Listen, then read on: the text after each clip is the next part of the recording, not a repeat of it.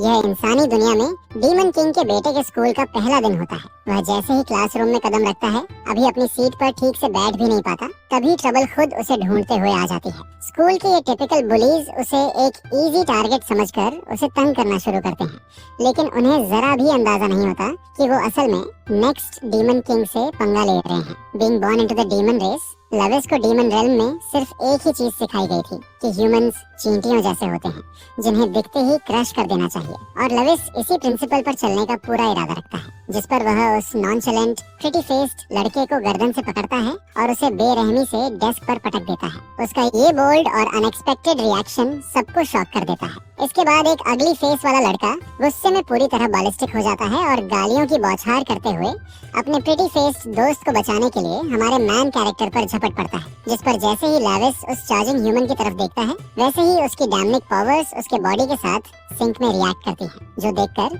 जब अगली फेस एक जोरदार पंच मारता है तो लविस बस हल्का सा सिर घुमा देता है, जिससे पंच बेअसर होकर निकल जाता है। इसके जवाब में डीमन किंग का ये बेटा माइक टाइसन स्टाइल का एक खतरनाक पंच मारता है, जो सीधे उसकी जॉ तोड़ता हुआ उसे पीछे लॉकर से टकरा देता है। यहाँ जरा पॉज लेते हैं और समझते हैं कि जो डीमन रेल्म पर राज करने वाला था, वो यहाँ स्कूल के बुलीज से लड़ता हुआ कैसे पहुँचा। मीट लविस विंडिका, एक मर्सिलेस डीमन किंग का बेटा और उसके थ्रोन का अगला वारिस, जो पूरे डीमन रेल्म पर रूल करने वाला था। उसके पिता ने उसे सिर्फ एक टास्क दिया था, लेकिन उसने उसे सबसे वर्स्ट तरीके से पूरा किया। उसे हिल्टका और उसके क्लैन पर नजर रखने को कहा गया था कि क्या वे किंग की विल के खिलाफ कंस्पिरेसी कर रहे हैं या नहीं, लेकिन लविस विंडिका ने मामला अपने हाथ में ले लिया और ट्रीजन का बहाना बनाकर पूरे क्लैन को अनाइलेट कर दिया। किंग जानता था कि उसका बेटा पहले से ही ट्रबल मेकर है, लेकिन इस बार उसने सारी लिमिट्स पार कर दी थी। गैम्बर विंडिका, डीमन रेल्म का रूलर, अब अपने बेटे की हरकतें टॉलरेट करने के मूड में नहीं था। एरोगेंट प्रिंस किंग से नेगोशिएट करने की कोशिश करता है और कहता है कि हिल्टका की रिबेलियन के साइंस हर जगह थे,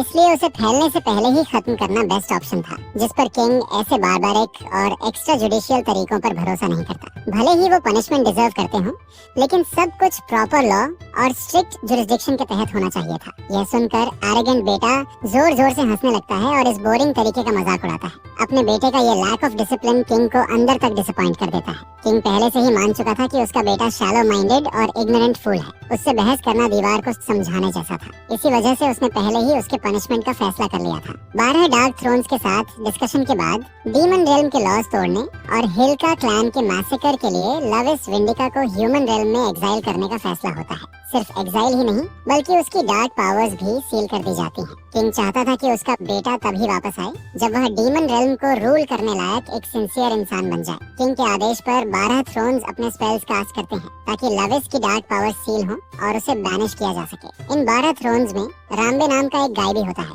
जिसने जानबूझकर ये सब प्लॉट किया था, और लविस को इस पथेटिक हालत में देखकर उसे अजीब सा थ्रिल मिल रहा होता है। इसके साथ ही कुछ रूल्स भी होते हैं जिन्हें फॉलो न करने पर जिंदगी जीनी थी। दूसरा, अपनी जान लेना स्ट्रिक्टली प्रोहिबिटेड था, और आखिरी, किसी भी ह्यूमन को हार्म या किल करना मना था। इसके बाद एक समय का महान डीमन प्रिंस जागता है, लेकिन अब वह मिन्हो नाम के एक वीक और फ्रेल ह्यूमन बॉडी में होता है। इस बॉडी का पिछला मालिक एक कमजोर बेड रिडन बॉय था, जो बुलिंग का विक्टिम रहा था। क्योंकि वो कोमा में माना जा रहा था, इसलिए उसकी सिस्टर और मदर उसे खड़ा देखकर शॉक हो जाती हैं। जहां माँ और बहन इमोशनल हो जाती हैं, वहीं उसका नया पिता इमोशनली अनअवेलेबल और अनहिंज्ड इंसान होता है। बेटा होश में आते ही वह बस उसे अगले दिन स्कूल जाने की तैयारी करने का आदेश देता है। अगला दिन आता है और इसी तरह मिन्हो खुद को उन्हीं बुलीज के बीच फंसा हुआ पाता है, जिन्हें वह अभी बुरी तरह पीट रहा होता है। पूरा स्टूडेंट बॉडी ये देखकर सन्न रह जाता है कि जो कभी रोने वाला वीक लड़का था, वो अब पूरा सिग्मा बन चुका है। जब वह असॉल्ट करने वाले को पंच मारकर जमीन पर गिराता है और ऑरा फॉर्म करता है,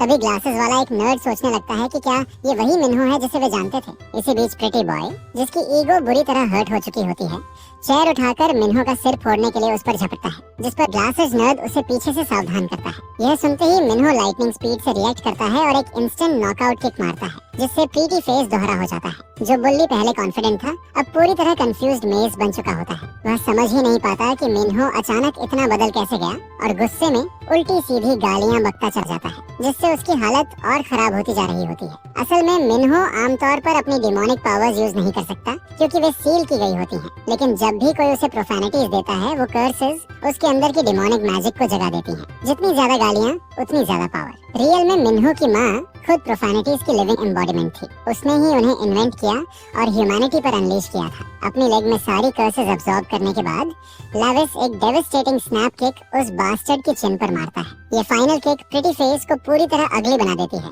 और वह बेहोश होकर गिर जाता है। वैसे प्रिटी फेस और अगली फेस दोनों का नाम ताइवन होता है और पूरा क्लास ये अनप्रेसिडेंटेड सीन देखकर डिसबिलीफ में होता है। इस बीच लेविस अपनी करंट सिचुएशन पर रिफ्लेक्ट करता है। वह आखिरकार कोड क्रैक कर चुका होता है। उसने अपने पिता की कंडीशंस फॉलो करते हुए एंटरटेनिंग लाइफ जीने का तरीका ढूंढ लिया था। प्योर डेविल वाली ग्रिन के साथ वह हर उस इंसान को इनवाइट करता है जो उससे नफरत करना चाहता है। वह चाहता है कि वे उससे नफरत करें और जमकर गालियां दें जिनकी उसे तलब होती है। पूरा क्लास सोच में पड़ जाता है कि मिन्हो अचानक इतना अजीब क्यों बोल रहा है। ग्लासेस वाला नर्ड भी ये मानने लगता है कि शायद मिन्हो अपनी रियल स्ट्रेंथ छुपा रहा था। जब पूरा क्लास स्टैटिक रहता है तभी वही नर्ड उसके पास आकर पूछता है कि क्या वह ठीक है। यह याद करते हुए कि इस नर्ड ने पहले उसकी मदद की थी, लेविस तय करता है कि यही उसका बेस्ट लैकी बन सकता है, जिस पर वह कामली कहता है कि वह बिल्कुल फाइन है। थोड़ी देर बाद नर्ड उस पर सवालों की बारिश करने लगता है, उसकी सडन स्ट्रेंथ बफ को लेकर। मजाक मजाक में वह ये भी कह देता है कि शायद मिन्हो किसी दूसरे वर्ल्ड से रीइंकार्नेट हुआ है। यह सुनकर लेविस थोड़ा